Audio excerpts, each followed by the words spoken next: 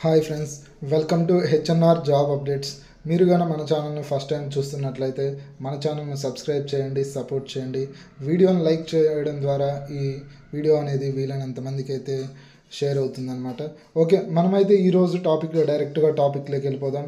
Press meet ఏదైనా, road show ఎక్కడైనా ఎదురయ్యే ప్రశ్న ఒక్కటే, అదే అండి మన ఏపీ కానిస్టేబుల్ మెయిన్ ఎగ్జామ్. అలాగే సెకండ్ పాయింట్ వచ్చేసి మన ఛానల్ నుంచి ఫ్రీగా ఆన్లైన్ టెస్ట్ సిరీస్ అయితే ప్రొవైడ్ చేయబోతున్నాం కదా, దానికి సంబంధించినటువంటి డీటెయిల్గా డిస్కషన్ అయితే చేద్దాం. ఓకే, ఫస్ట్ పాయింట్ గురించి అయితే డిస్కషన్ చేద్దాం. మన హోమ్ మినిస్టర్ మేడం గారు, అనిత మేడం గారు అయితే ఈ మధ్య మన కానిస్టేబుల్ మెయిన్స్ ఎగ్జామ్ గురించి మాట్లాడుతూనే ఉన్నారు కదా. దీని గురించి మీరు అనుకోవచ్చు, ఇందులో కొత్త ఏముంది, ఈ మధ్య కామన్గా మాట్లాడుతూనే ఉన్నారు కదా, దీన్ని అంత సీరియస్గా తీసుకోవాల్సిన అవసరం లేదని కూడా మీరు అనుకోవచ్చు. సో ఆ వర్షన్ పక్కన పెడితే ఇంకో వర్షన్ ఒకసారి అయితే చూద్దాం. ఒకసారి మీరు అబ్జర్వ్ చేసినట్లయితే మేడం గారు ఏ ప్రెస్ మీట్కి వెళ్ళినా, ఈ మధ్యకాలంలో ఏ మీటింగ్కి వెళ్ళినా, ఏ రోడ్ షోకి వెళ్ళినా, సందర్భం ఏదైనా ఎదురయ్యే ప్రశ్న ఒక్కటే అన్నమాట.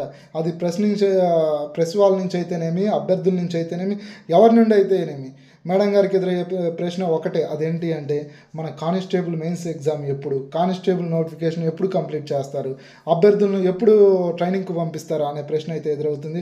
దీన్ని బట్టి చూస్తే ఒకసారి మీరు అర్థం చేసుకోవచ్చు, గవర్నమెంట్ మీద కానిస్టేబుల్ ఎగ్జామ్పై ఒత్తిడి ఎంత ఉందనేది అయితే మీరు అర్థం చేసుకోవచ్చు. అటు అభ్యర్థుల వైపు నుంచి, ఇటు ప్రెస్ నుంచి ప్రతిసారి ఏ మీటింగ్లో కూడా మన కానిస్టేబుల్ మెయిన్స్ ఎగ్జామ్ గురించి అడగడం జరుగుతుంది. సో దీన్ని బట్టి చూస్తే గవర్నమెంట్కి అయితే కానిస్టేబుల్ మెయిన్స్ ఎగ్జామ్పై ప్రెజర్ చాలా ఉందనేది అర్థమవుతుంది. ఈ ప్రెజర్లో భాగంగా ప్రతి మీటింగ్లో కూడా ఎదురయ్యే ప్రశ్నలకు హోమ్ మినిస్టర్ అనిత మేడం గారు అయితే సమాధానం చెప్పడం జరుగుతుంది అనమాట. త్వరలో కానిస్టేబుల్ కేసులన్నీ క్లియర్ చేసి ఎగ్జామ్ కండక్ట్ చేస్తాం. మన గవర్నమెంట్ వచ్చిన తర్వాత 1 by 1 కేసులు క్లియర్ చేసి మేము ఎగ్జామ్ కండక్ట్ చేస్తున్నాము. అలాగే మనమైతే ఈవెంట్స్ కండక్ట్ చేసాము, నెక్స్ట్ మెయిన్స్ కూడా అలాగే కండక్ట్ చేస్తామని మన హోమ్ మినిస్టర్ అనిత మేడం గారు అయితే చెప్పడం జరిగింది. అందులో భాగంగానే ఎవరైతే ఉన్నారో మన సచివాలయం మహిళా పోలీసులు, వారి గురించి కూడా కొన్ని వ్యాఖ్యలు చేయడం అయితే జరిగింది. ఇది నేను హోమ్ మినిస్టర్ అనిత మేడం గారు చెప్పినటువంటి వ్యాఖ్యలు. అలాగే మనం ఇచ్చేటువంటి మన ఛానల్ తరపు నుంచి ఇచ్చే ఫ్రీ ఆన్లైన్ టెస్ట్ సిరీస్ గురించి ఒక కంప్లీట్ డిస్కషన్ అయితే చేద్దాం. మనకైతే దీనికి సంబంధించి భారత్ అకాడమీ అనే యాప్ మన డిస్క్రిప్షన్లో ప్రొవైడ్ చేసాము. ఫ్రీగా అయితే మనం టెస్ట్ సిరీస్ ప్రొవైడ్ చేస్తున్నాం. రేపు అనగా సోమవారం వచ్చేసి మార్నింగ్ 10 నుంచి 11 గంటలు ఈ 1 అవర్ 60 మార్క్స్కు మాక్ టెస్ట్ సిరీస్ అయితే ఉంటుంది.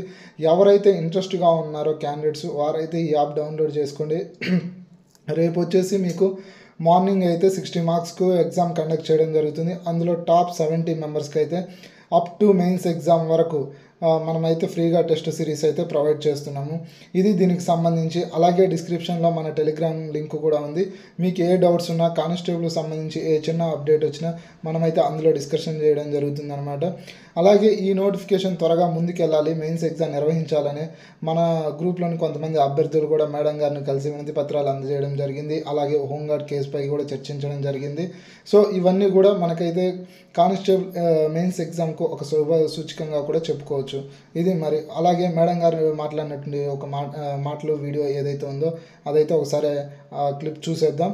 ఓకే, ఇది మరి ఈరోజు అప్డేట్. లేదు, మళ్ళీ మేము ఈరోజు వచ్చి ఆ కానిస్టేబుల్ పోస్టులు అన్నిటికీ కూడా కోర్టుల దగ్గర నుంచి వచ్చిన హడిల్స్ అన్నీ కూడా తొలగించుకుంటూ ఒకటి తొలగించుకుంటూ ఈరోజు 6,000 మందిని ఈరోజు రిక్రూట్ చేయాలని చెప్పేసి మేము చిత్తశుద్ధితో ఉన్నాం.